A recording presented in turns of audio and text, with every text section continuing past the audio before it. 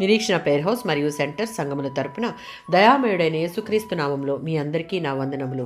ఈరోజు దేవుని వాగ్దానం సామెతల గ్రంథం 28వ అధ్యాయం 13వ వచనం. అతిక్రమములను దాచిపెట్టువాడు వర్ధిల్లడు. మన అతిక్రమములను దేవుని నుండి దాచిపెట్టడం అసాధ్యం.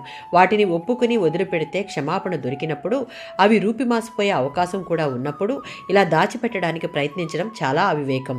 పాపాలను ఒప్పుకోవడం ఎంత ముఖ్యమో వాటిని విడిచిపెట్టడం కూడా అంతే ముఖ్యమైన విషయం. 32వ సంకీర్తన 1-5 చరణాలలో దేవుడు ఎవరి అతిక్రమాలను క్షమించాడో, ఎవరి పాపాలను కప్పివేశాడో, యెహోవా ఎవరి అపరాధం లెక్కలోనికి తీసుకోడో, ఎవరి మనసులో కల్లాకపటం లేదో వారు ధన్యజీవులు.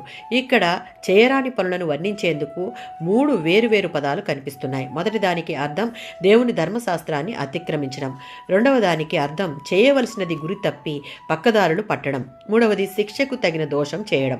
నిర్గమాకాండం 34:7లో ఈ 3 పదాలే ఉన్నాయి. ఎవరన్నా పాపాలు ఒప్పుకుంటే పాత నిబంధన కాలంలో దేవుడు వారి ఎడల ఎలా ప్రవర్తించాడో తెలిపే 3 మాటలు ఉన్నాయి. మొదటిది క్షమించడం, రెండవది కప్పివేయడం, మూడవది జరిగిన తప్పును లెక్కలోకి తీసుకోకపోవడం. 32వ సంకీర్తన 2-3 చరణాల్లో క్షమాపణ పొందాలి అంటే పాపాన్ని ఒప్పుకోవడం మనసారా ఉండాలి. దేవుని ఎదుట ఆ పాపమును హృదయపూర్వకంగా ఒప్పుకున్నవాడు ధన్యుడు. అలా ఒప్పుకోకుండా అలా దాచిపెట్టుకునే పాపం ఒక విశ్వాసి పాలిట చాలా దుఃఖానికి, బాధకు మూలమవుతుంది. ఎందుకంటే అలాంటి వారిపై దేవుడు శిక్షించే తన హస్తాన్ని చాపుతాడు. దావీదు తాను బెత్షెబాతో చేసిన పాపమును అప్పుడే కాక దానిని దాచిపెట్టక దేవుని దగ్గర ఒప్పుకొని తన పాపమునకు ప్రాయశ్చిత్తం పొందాడు.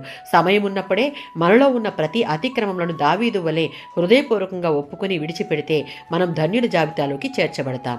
ఆమేన్.